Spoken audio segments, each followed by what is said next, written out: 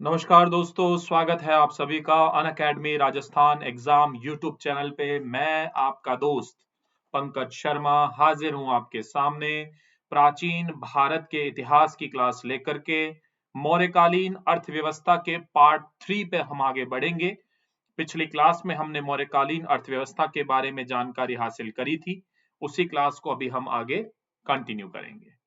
दोस्तों, ये कोर्सेज हैं जो मेरे द्वारा प्रोवाइड कराए जा रहे हैं। Indian and Rajasthan polity, Indian and Rajasthan history culture, India and Rajasthan current affairs, MCQ based questions and answer sessions, test series and many more other things for all of you. What is an academy subscription? यहाँ आपको live classes मिलती हैं, test series और quizzes provide कराई जाती हैं, doubt clearing sessions होते हैं जिनमें आपके डाउट्स को दूर किया जाएगा और पूरा का पूरा सिलेबस आपका कवर करवाया जाता है with Rajasthan top educators team. Plus subscription लेने के क्या क्या प्रॉफिट हैं?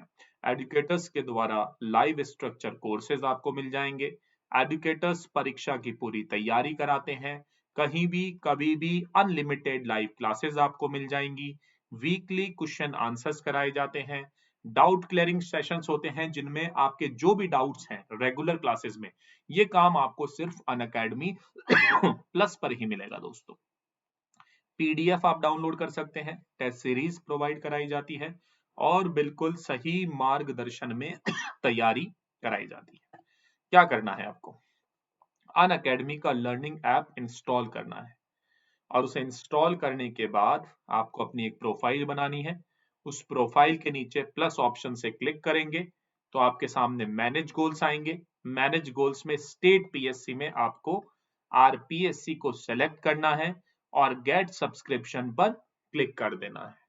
उसके बाद आपको 12 महीने और 24 महीने में से कोई भी एक कोर्स ड्यूरेशन को सेलेक्ट करना है। अब जो फ्रेशर्स हैं, नए बच्चे हैं जिन्होंने अभी अभी 12th पास किया है, उन्हें तो 24 मंथ्स का सब्सक्रिप्शन एटलीस्ट लेना चाहिए। और जो पहले से लंबे समय से तैयारी करते आ रहे हैं लेकिन अभी भी उन्हें कोई कॉन्फिडेंस नहीं आ रहा है, तो उन्हें 12 महीने का सब्सक्रिप्शन लेना चाहिए। जब आप टाइम ड्यूरेशन सेलेक्ट कर लेते हैं उसके बाद में आपको एक रेफरल कोड यूज लेना है, पंकज 9। पंकज 9 रेफरल कोड से क्या होगा, आपको 1 ईयर का जो 7,000 रुपीज का कोर्स है वो 6,300 रुपए में मिल जाएगा और 2 ईयर का जो 8,400 का कोर्स है वो आपको 7,560 रुपए में ही अवेलेबल करा दिया जाता है।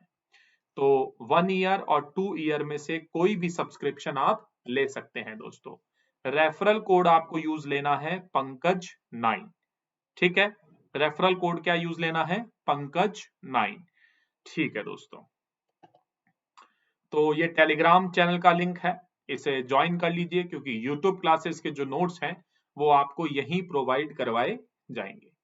अनअकैडमी राजस्थान एग्जाम जो हमारा यूट्यूब चैनल है उसको सब्सक्राइब कर लीजिए, बेल आइकन को प्रेस कर दीजिए और वीडियोस को लाइक और शेयर करना मत भूलिए दोस्तों। तो दोस्तों, हम पढ़ रहे थे मौर्यकालीन, एक सेकंड दोस्तों, हम पढ़ रहे थे मौर्यकालीन अर्थव्यवस्था के बारे में। ठीक है, तो मौर्यकालीन अर्थव्यवस्था में जैसे मैंने आपको जो लास्ट टॉपिक कराया था जिसमें मैंने आपको 8 प्रकार के कर बताए थे, भाग, सीता, प्रणय, बलि, हिरण्य, सेतुबंधु, विष्टि, इन सभी करों के बारे में जानकारी मैंने आपको प्रदान करी थी। ठीक है, 7 प्रकार के कर हमने देख लिए थे, जैसे जिसमें हमने आपातकालीन कर देखा, प्रणय। ठीक है, सीता, राजकीय और वन्य भूमि पर कर। तो इस प्रकार से 7 महत्वपूर्ण मौर्यकालीन करों के बारे में जानकारी मैंने आपको प्रदान कर दी थी। अब आगे हम बढ़ते हैं, मौर्यकालीन अर्थव्यवस्था की और कुछ विशेष बातें, प्रमुख बातों के बारे में हम बात करेंगे। जैसे मौर्य काल में हाथी दांत का व्यापार विकसित अवस्था में था। विकसित अवस्था में था। मौर्य काल में हाथी दांत का व्यापार विकसित अवस्था में था और इसका प्रमुख केंद्र काशी था।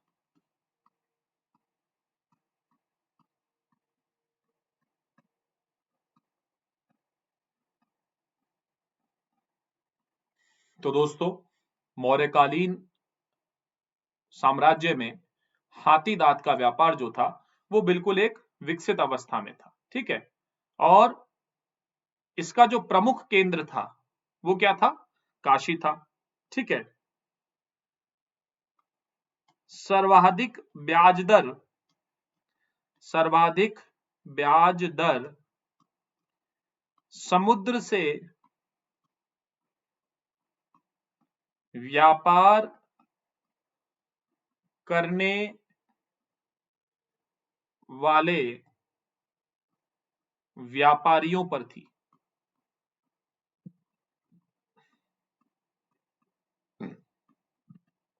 सबसे ज्यादा ब्याज दर किससे वसूल की जाती थी? जो समुद्र से व्यापार करते थे। ठीक है,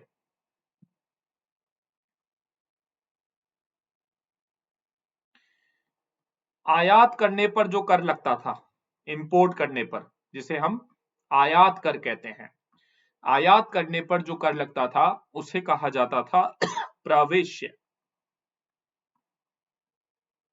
क्या कहा जाता था? प्रवेश्य। और निर्यात करने वाले कर को क्या कहा जाता था? निष्क्राम्य। निष्क्राम्य। तो ये दो बातें याद रखिएगा। मौर्य काल में हाथी दांत का जो व्यापार था वो बहुत ही विकसित अवस्था में था और इस हाथी दांत के व्यापार का जो प्रमुख केंद्र था वो काशी था। सबसे ज्यादा ब्याज दर मौर्यकालीन साम्राज्य में समुद्र से व्यापार करने वाले व्यापारियों से ली जाती थी। आयात कर को कहा जाता था प्रवेश्य और निर्यात कर को कहा जाता था निष्क्राम्य। इंपॉर्टेंट है दोस्तों, याद रखिएगा। ठीक है, चलिए आगे बढ़ते हैं।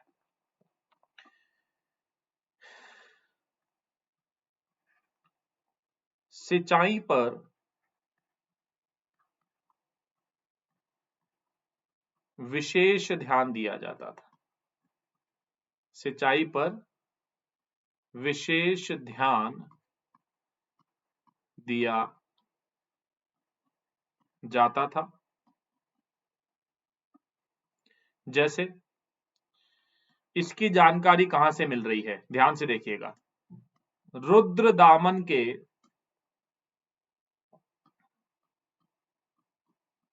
जूनागढ़ अभिलेख के अनुसार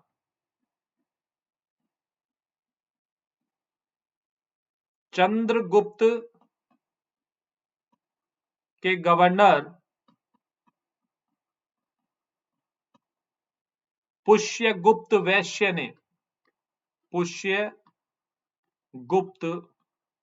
वैश्य ने सौराष्ट्र में सुदर्शन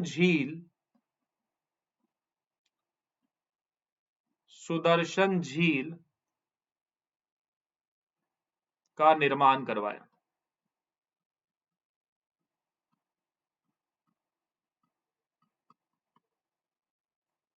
बाद में अशोक के गवर्नर, यानी इनका जो प्रमुख अधिकारी होता था, अशोक के गवर्नर यवनराज तुशास्य ने इसकी मरम्मत करवाई थी। इसकी मरम्मत करवाई थी। अब ये आपके पास में मौर्यकालीन, चाहे सिंचाई व्यवस्था से संबंधित सवाल पूछे या मौर्यकालीन कृषि व्यवस्था से संबंधित सवाल पूछे या मौर्यकालीन उस समय की सिंचाई व्यवस्था, कृषि, अर्थव्यवस्था से संबंधित सवाल पूछे तो ये बेस्ट आप लोगों के लिए एक पैराग्राफ है कि मौर्यकालीन अर्थव्यवस्था में, मौर्यकालीन साम्राज्य में सिंचाई पर विशेष ध्यान दिया जाता था। सिंचाई पर विशेष ध्यान दिया जाता था तो इससे आप सीधा सीधा मतलब ये निकाल सकते हैं कि उस समय में कृषि पर बल दिया जाता था। इसका मतलब कृषि जो है उनकी अर्थव्यवस्था का मुख्य आधार थी। ये विश्लेषण आप सीधा सीधा कर सकते हैं यहां से। और इसका तो भैया हमारे पास में पुरातात्विक स्रोत है। कैसे? रुद्रदामन के जूनागढ़ अभिलेख के अनुसार चंद्रगुप्त के गवर्नर पुष्यगुप्त वैश्य ने सौराष्ट्र में सुदर्शन झील का निर्माण करवाया। सौराष्ट्र कहां पड़ता है? गुजरात में। और अशोक के गवर्नर यवनराज तुशास्य ने इसकी मरम्मत करवाई थी। बात समझ में आ गई है? ठीक है, चलिए दोस्तों आगे बढ़ते हैं। फिर आगे देखिए,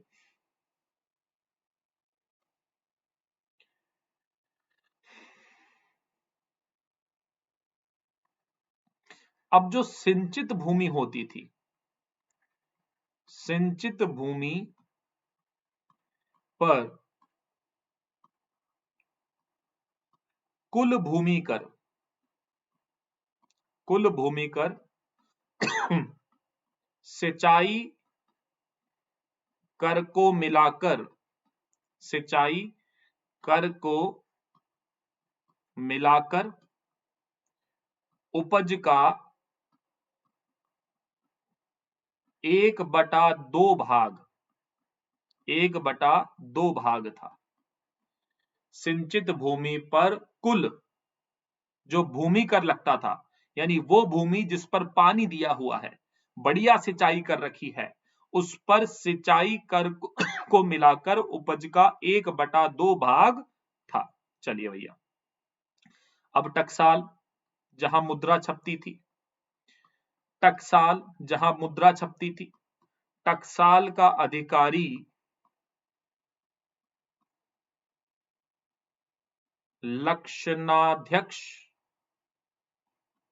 लक्षणाध्यक्ष तथा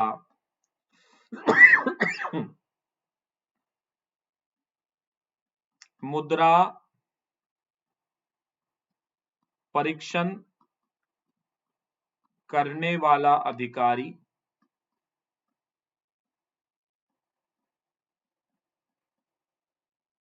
रूपदर्शक कहलाता था, रूपदर्शक कहलाता था। ठीक है, टकसाल जहां मुद्रा छपाई का कार्य होता था, तो टकसाल का जो अधिकारी होता था वो क्या कहलाता था? लक्षणाध्यक्ष। और मुद्रा परीक्षण करने वाला अधिकारी रूपदर्शक कहलाता था। ठीक है, अब कई बार ऐसा भी होता था कि लोग खुद मुद्रा का निर्माण करते थे। टकसाल से मुद्रा का निर्माण ना होकर के लोगों के द्वारा खुद ही मुद्रा का निर्माण कर लिया जाता था। उसमें क्या होता था? देखिए, जब लोग स्वयं मुद्रा का निर्माण करते थे तो उन्हें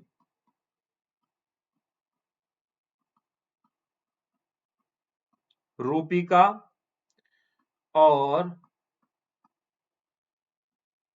परीक्षण नामक कर राज्य को देना पड़ता था।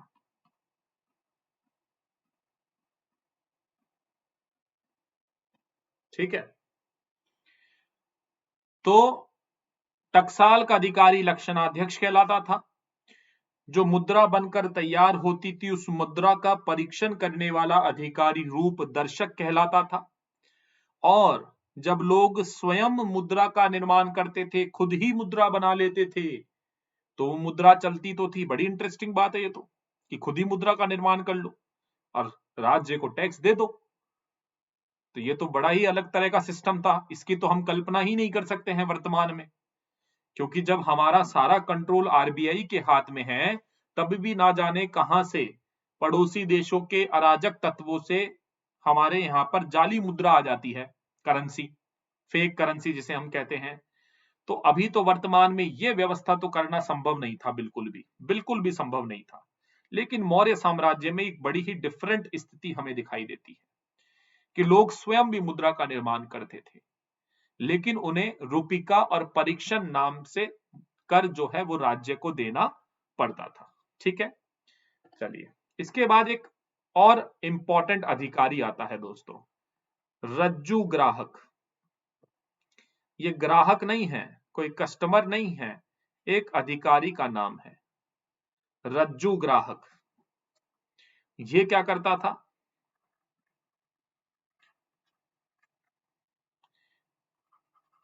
देखिए, रज्जू ग्राहक क्या करता था, खड़ी फसल यानी जो फसल पक करके तैयार हो गई है, खड़ी फसल को माप कर उस पर कर लगाने वाला अधिकारी। बात समझ में आई? रज्जू ग्राहक, रज्जू ग्राहक कौन है? वो फसल जो पक करके तैयार हो गई है। तो खड़ी फसल को माप कर कि जो फसल पक गई है उसका मेजरमेंट किया, उसको माप कर उस पर जो टैक्स लगाने वाला अधिकारी होता था उसे रज्जू ग्राहक कहा जाता था। क्लियर है?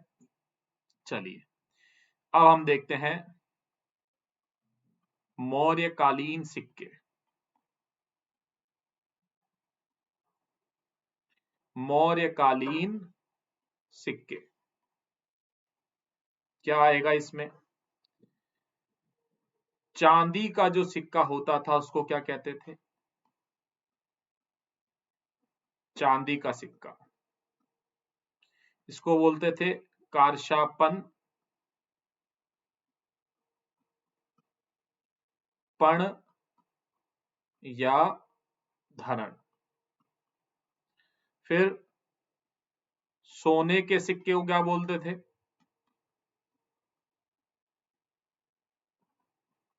इसको बोलते थे सुवर्ण और निष्क। ठीक है, निष्क जो है सोने का सिक्का। उसके बाद तांबे का सिक्का।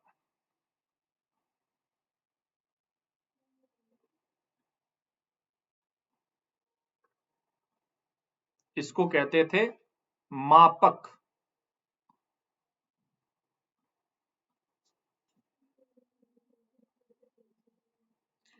फिर तांबे का छोटा सिक्का, तांबे का छोटा सिक्का, इसको कहते थे काकणी। क्या कहते थे? काकणी। तो ये प्रमुख सिक्के थे। अब ये मौर्यकालीन जो सिक्के हैं सभी, ये किस कैटेगरी के सिक्के बताए गए हैं? ये जो मौर्यकालीन सिक्के हैं इन्हें आहत सिक्के कहा गया है। कौन से सिक्के कहा गया है? आहत सिक्के, या हम इन्हें क्या कहते हैं? पंचमार्क सिक्के। इनके बारे में आपको मैंने बताया है, यानी जो ठप्पा मार करके जिन सिक्कों को निर्माण किया जाता था, जिन पर छपाई की जाती थी ठप्पा मार करके, तो आहत सिक्के, पंचमार्क सिक्के, ये सभी उसी कैटेगरी के सिक्के हैं। चांदी का सिक्के को कारशापन, पन या धरण कहा जाता था। सोने के सिक्के को सुवर्ण या निष्क कहा जाता था। तांबे के सिक्के को मापक कहा जाता था और तांबे के छोटे सिक्के को काकनी कहा जाता था। दोस्तों, यहां तक कोई समस्या है तो बिल्कुल कमेंट बॉक्स में आप अपना सवाल पूछ सकते हैं। ठीक है, यहां तक अगर कोई समस्या है तो कमेंट बॉक्स में आप अपना सवाल पूछ सकते हैं, नहीं तो 4 तारीख से जो लाइव क्लासेस आपको देखने को मिलेंगी दोबारा से इस चैनल पे, उसमें आप मुझसे अपना जो भी डाउट है वो पूछ सकते हैं। चलिए दोस्त, अब बात करते हैं मौर्यकालीन व्यापार की।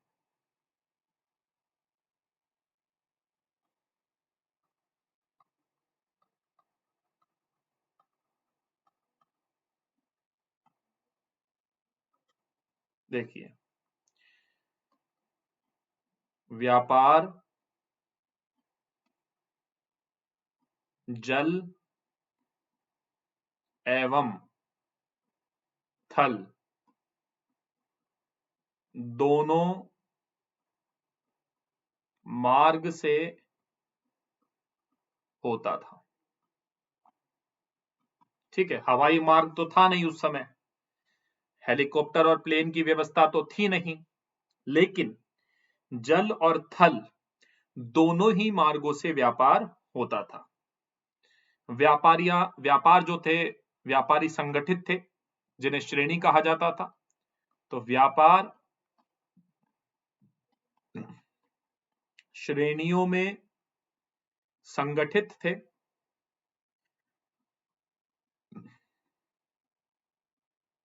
ठीक है,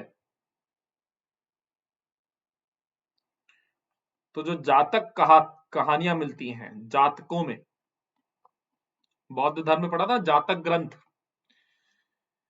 जिसमें बुद्ध के पिछले जन्म की कहानियां हैं।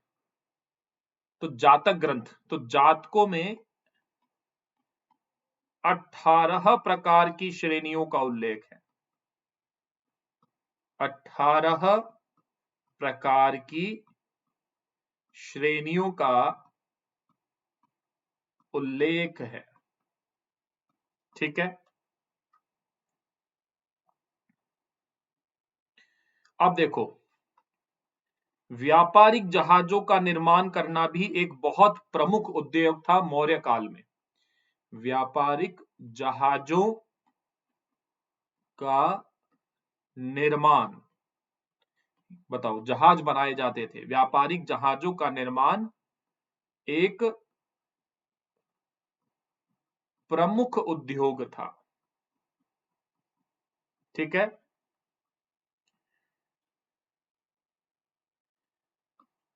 ऐसा नहीं है कि ये कोई जुमलाबाजी है। स्ट्रैबो और कौटिल्य, इन दोनों का कहना है कि जहाज निर्माण पर मौर्य साम्राज्य का एकाधिकार था दोस्तों, एकाधिकार था। आई बात समझ में? मौर्यकालीन व्यापार जल और थल दोनों मार्गों से होता था। व्यापारी जो थे वो श्रेणियों में संगठित थे, ऑर्गेनाइज थे। 18 प्रकार की श्रेणियां, तो हर व्यापार की अलग श्रेणी होती होगी। कोई सोने का व्यापार करता होगा, कोई चांदी का करता होगा, कोई कपड़ों का करता होगा, कोई मसाले का करता होगा, कोई धातु का व्यापार करता होगा। तो 18 प्रकार की श्रेणियों का उल्लेख किया गया है। सबसे बड़ी बात, व्यापारिक जहाजों के निर्माण में मौर्य साम्राज्य का एकाधिकार था। यानी उस समय के अंदर जितने भी साम्राज्य थे उसमें मात्र मौर्य साम्राज्य ऐसा था जो कि जहाजों के निर्माण पर एकाधिकार रखता था। और ऐसी जानकारी स्ट्रैबो और कौटिल्य खुद देते हैं। ठीक है, प्रमुख बंदरगाह कौन थे उस समय के? पश्चिमी भारत में, पश्चिमी भारत में भृगु कच्छ, भड़ौच में, और पूर्वी भारत में ताम्रलिप्ति प्रमुख बंदरगाह थे। ताम्रलिप्ति प्रमुख बंदरगाह थे दोस्तों। पश्चिमी भारत में भृगु, कच्छ, भड़ोच और पूर्वी भारत में ताम्रलिप्ति प्रमुख बंदरगाह थे।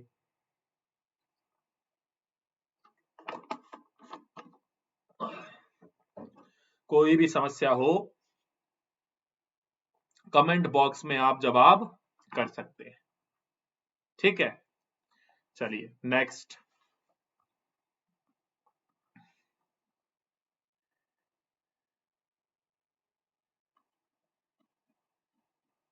कौटिल्य के अनुसार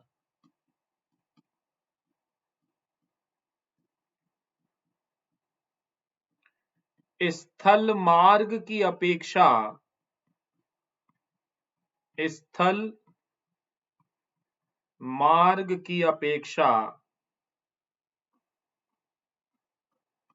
नदी मार्ग से व्यापार अधिक बेहतर होता था, ठीक है। कौटिल्य के अनुसार स्थल मार्ग की अपेक्षा नदी मार्ग से व्यापार अधिक बेहतर होता था दोस्तों। बात क्लियर है क्या?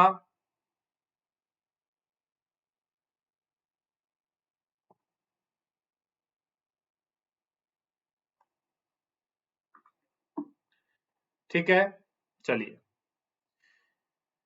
तो व्यापारिक मार्ग की दृष्टि से नदी मार्ग जो था वो ज्यादा बेहतर था, यानी स्थल मार्ग की अपेक्षा नदी मार्ग से व्यापार ज्यादा बेहतर होता था, ठीक है।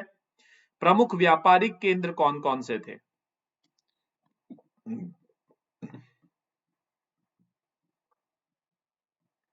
प्रमुख व्यापारिक केंद्र देखिए, तक्षशिला, उज्जैन, काशी, कौशाम्बी, तोसाली, पाटलिपुत्र,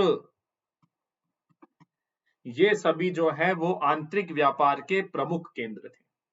यानी भारत में आंतरिक व्यापार के प्रमुख केंद्र कौन कौन से थे? तक्षशिला, उज्जैन, काशी, कौशाम्बी, तोसाली, पाटलिपुत्र, ये सभी जो थे वो प्रमुख व्यापारिक केंद्र थे दोस्तों। नेक्स्ट इंपॉर्टेंट पॉइंट है, मौर्य काल का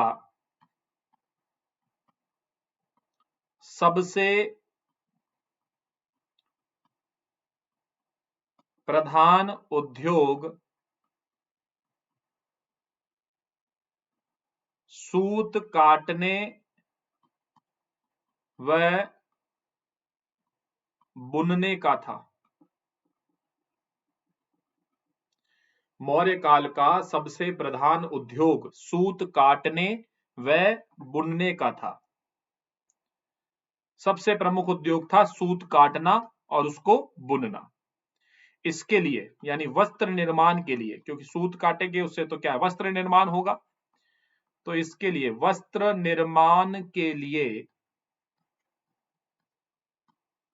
सरकारी कारखाने भी थे। सरकारी कारखाने भी थे। मौर्य काल का सबसे प्रधान उद्योग सूत काटने व बुनने का था और वस्त्र निर्माण के लिए सरकारी कारखाने भी थे, ठीक है। जैसे अर्थशास्त्र से जो जानकारी मिलती है उसके अनुसार अगर हम बात करें, अर्थशास्त्र के अनुसार काशी, वंग, पुंडु, कलिंग, मालवा सूती वस्त्रों के लिए प्रसिद्ध थे। सूती वस्त्रों के लिए प्रसिद्ध थे। अर्थशास्त्र के अनुसार काशी, वंग, पुंडु, कलिंग, मालवा ये सभी सूती वस्त्रों के लिए प्रसिद्ध थे। साथ ही काशी व पुंडु में रेशमी वस्त्र भी बनते थे। ठीक है। मलमल बड़ी प्रसिद्ध थी यहाँ की, मलमल। तो काशी और पुंडु में रेशमी वस्त्र भी बनते थे। अब इसमें अलग अलग प्रकार है रेशम में, जैसे चीनी पट्ट, ये चीन से आने वाले रेशम को कहते थे, चीन से आने वाला रेशम।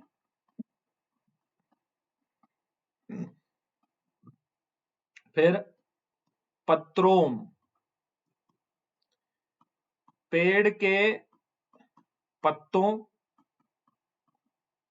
तथा रेशों से बनाए गए वस्त्र, रेशों से बनाए गए वस्त्र। चीनी पट्ट बोलते थे चीन से आने वाले रेशम को, पत्रोम कहते थे पेड़ के पत्तों तथा रेशों से बनाए गए वस्त्रों को, और दुक्कुल ये कहते थे श्वेत एवं चिकना वस्त्र, श्वेत एवं चिकना वस्त्र। उसके बाद में शोम, एक प्रकार का रेशमी वस्त्र, एक प्रकार का रेशमी वस्त्र। ठीक है। कौसेय, ये कौटिल्य के द्वारा वर्णित एक प्रकार का वस्त्र है, कौटिल्य द्वारा वर्णित एक प्रकार का वस्त्र।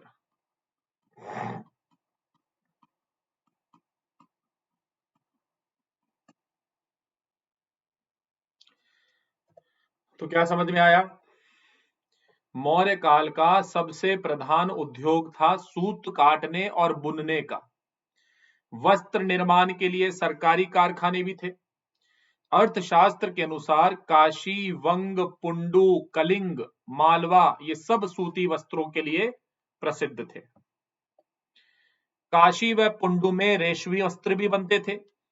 काशी और पुंडु में रेशमी वस्त्र बनते थे। रेशम जो है, बंग नामक एक जगह थी जहां का रेशम फेमस था। बंग नामक स्थान का मलमल जो है, मलमल फेमस था।